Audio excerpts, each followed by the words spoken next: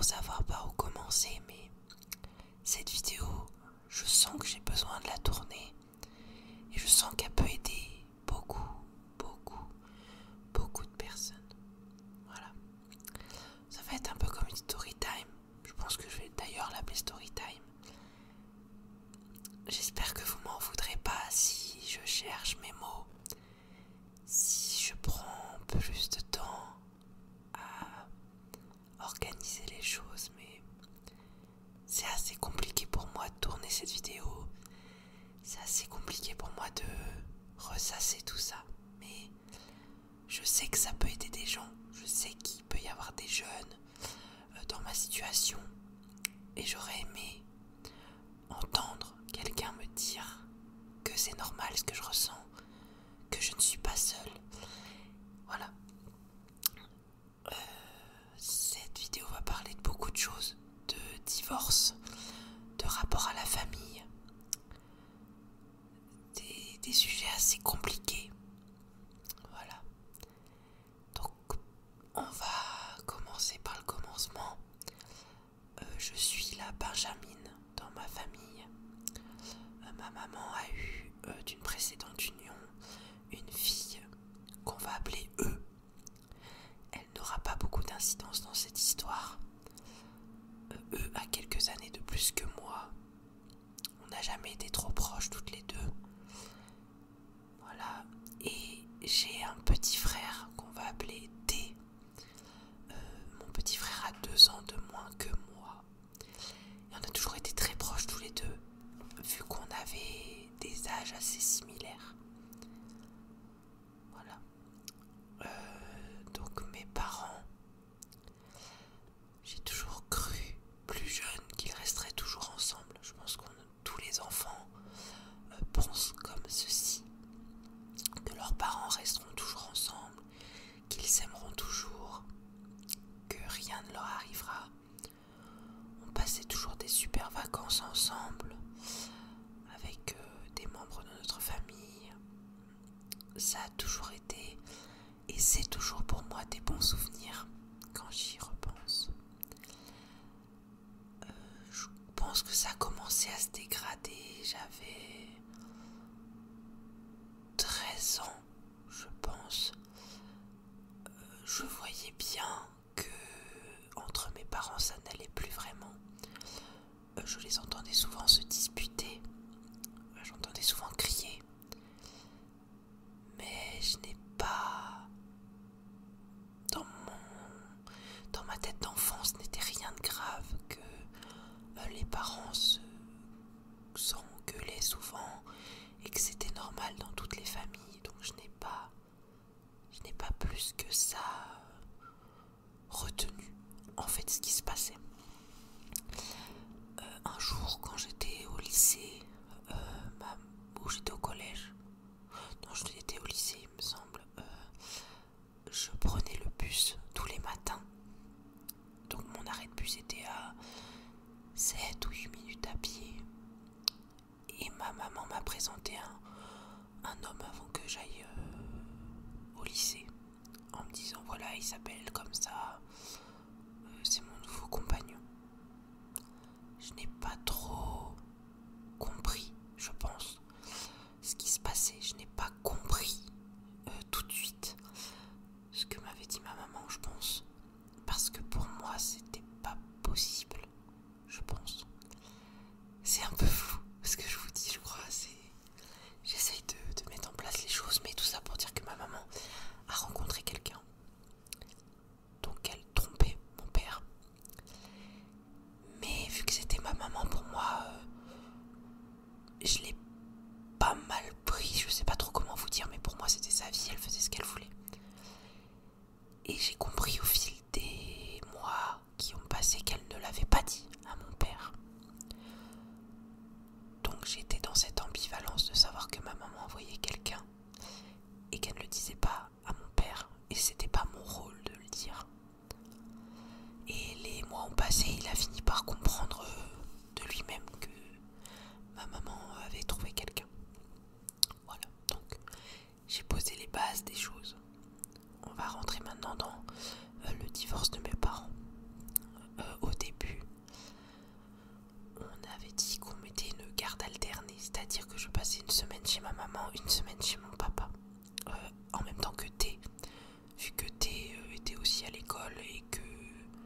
c'était plus simple pour eux deux qu'on fasse les semaines ensemble.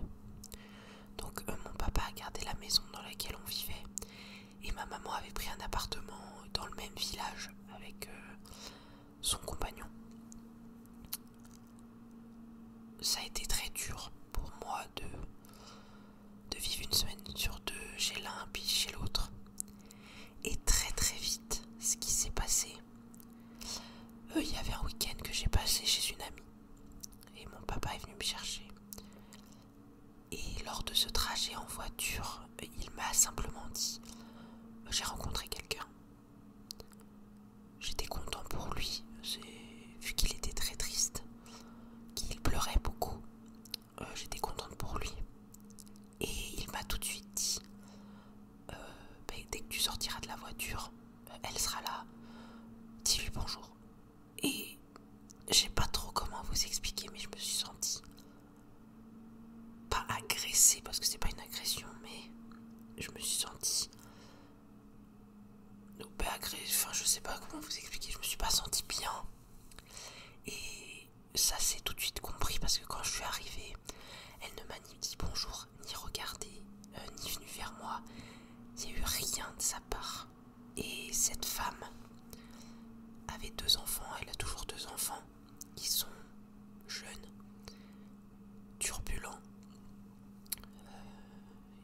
Et tout de suite ça a été, tu vas devoir leur laisser ta chambre, tu vas dormir sur le canapé. Caroline, fais attention, il y a les enfants.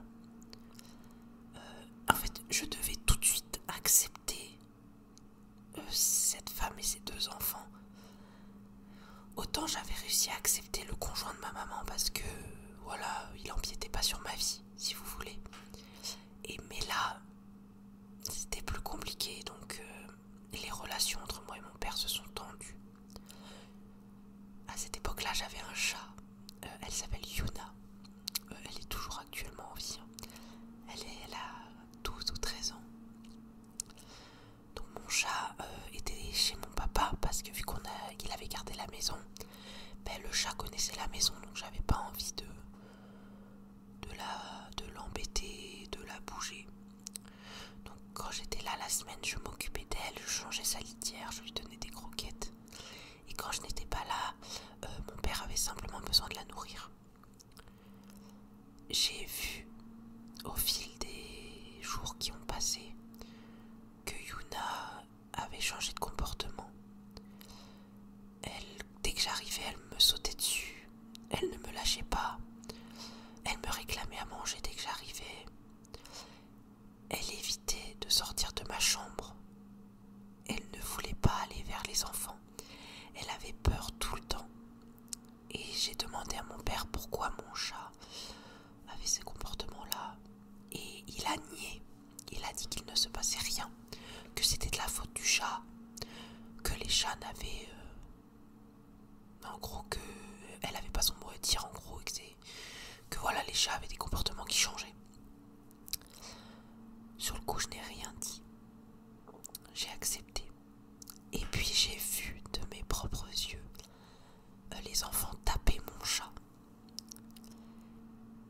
Sur le coup, je me suis dit que mon père allait être de mon côté, qu'il allait m'aider. Mais il ne l'a pas fait. Il a plutôt soutenu les enfants de cette femme en disant « Voilà, c'est un chat, ce n'est pas grave ». Il laissait vraiment tout passer à ces enfants-là. Et je vais faire une petite aparté là-dessus. Mon père n'a jamais été présent pour moi.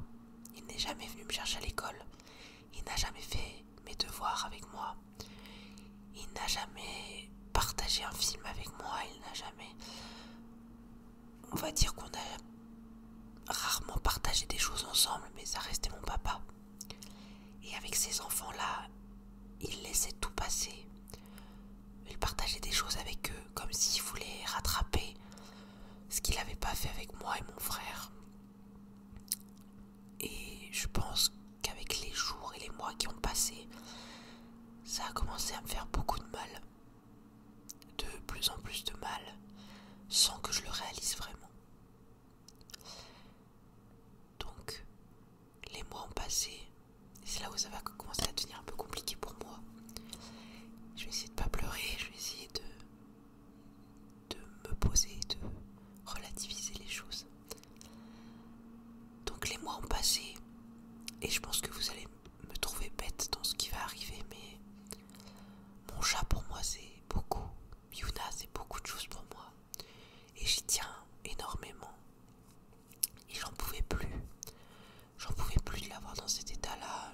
J'en pouvais plus de voir que mon père ne s'occupait pas de moi. J'en pouvais plus de pas avoir ma chambre. J'en pouvais plus de tout en fait. Je voulais juste être tranquille. Je voulais juste être avec mon chat. Je voulais juste avoir enfin je sais pas. J'en avais tout simplement marre en fait. Parce que quand j'étais chez ma mère, j'étais tranquillement. Voilà, je faisais ma vie. Il n'y avait rien qui se passait mal. Et quand j'allais chez mon père, c'était... il s'occupait pas de moi. Je devais tout faire dans la maison, le ménage, la vaisselle, tout. Et pour vous dire, je suis allergique à la noix de coco. Mon propre père ne savait pas ça. Je veux dire, c'est des choses basiques comme ça. Mon frère, par exemple, il y a beaucoup de choses qu'il aime pas manger. Et il faisait n'importe quoi. Enfin, je sais que vous allez trouver ça, que c'est des broutilles, mais quand vous êtes parent, vous savez ce genre de choses. Vous savez ce que votre enfant ne mange pas, vous savez ce que votre enfant aime, ce que votre enfant n'aime pas. J'avais l'impression d'être une inconnue à ses yeux qui ne savait rien du tout. C'est beaucoup de petites choses qui font qu'un jour, c'était sa semaine, donc je venais d'arriver. Et j'ai encore vu pour la énième fois que Yuna n'était pas bien. J'ai tiqué sur le fait qu'il avait changé de marque de croquettes. Parce que, soi-disant pour lui, ses croquettes étaient trop chères. Et qu'elle pouvait très bien prendre des croquettes basiques, sans marque, sans rien. Alors Yuna a toujours été un chat compliqué. Dans le sens où si vous lui changez de marque de croquettes, elle ne va plus manger. Sur le coup, je lui ai dit que c'était pas ce qu'il fallait faire, que si c'était trop cher, j'allais la reprendre chez ma maman et que maman paierait les croquettes. Et là, c'est mal pris. Et je lui ai encore reproché de ne pas s'occuper de moi, que les enfants de sa nouvelle conjointe avaient plus d'importance à ses yeux. Et je sais pas trop comment vous expliquer, mais on a fini par s'énerver. Il m'a poussé contre la fenêtre de ma chambre. Il a mis son bras sous mon cou en me disant cette phrase que je me souviendrai toute ma vie, je pense. C'est ma maison, c'est chez moi. Tu n'es pas chez toi ici. Donc, ferme-la. Et je pense qu'aujourd'hui, c'est aussi pour ça que j'ai beaucoup de mal avec le fait d'être chez moi. Parce que sur le coup, il m'a fait mal, j'avais très mal au cou. J'avais peur qu'il me tape. Et il m'a sorti cette phrase-là. Je l'ai toujours là, hein. Ça me fait toujours mal. Donc, voilà, il m'a sorti ça, il est simplement sorti de la chambre. J'ai pas compris, j'ai pas su comment réagir. J'ai tout de suite pris mon téléphone, j'ai appelé ma mère. Je lui ai dit ce qu'il venait de faire. Elle a dit qu'elle venait me chercher. J'ai rassemblé mes affaires et j'ai commencé à vouloir sortir. Mon père m'a regardé, il m'a dit ben, prends tes affaires et casse-toi en fait. Et en fait j'étais tellement tétanisée, j'étais tellement sous le choc que je lui dis d'accord, je me casse, je prends mon chat et je me casse. Depuis ce jour-là, j'avais 16 ans. Excusez-moi. Il me semble que j'avais 16 ans à ce moment-là. J'ai coupé les ponts avec mon père. Je l'appelle par son prénom. Depuis ce moment-là, j'ai pris toutes mes affaires, j'ai pris mon chat et je suis partie chez ma mère et son nouveau compagnon. Voilà. Souvent ça se passe cas de ce que moi j'ai connu, c'est souvent les enfants qui prennent. Malheureusement, moi, voilà, beaucoup diront que c'est simplement pour une histoire de chat, alors que c'est un empilement de beaucoup de choses qui ont fait que j'ai coupé les ponts avec lui. Il n'a pas cherché à me recontacter, il n'a pas cherché à discuter avec moi, il n'a même pas voulu payer mon permis de conduire, alors que sur le jugement de la garde alternée c'était écrit qu'il fallait qu'il paye la moitié de mon permis de conduire, qu'il donne une pension alimentaire à ma mère. Enfin bon, depuis mes 16 ans du coup j'ai vécu chez ma mère, ça s'est beaucoup mieux passé, mon chat allait beaucoup mieux, et j'ai commencé à considérer mon beau-père comme mon père pour moi aujourd'hui.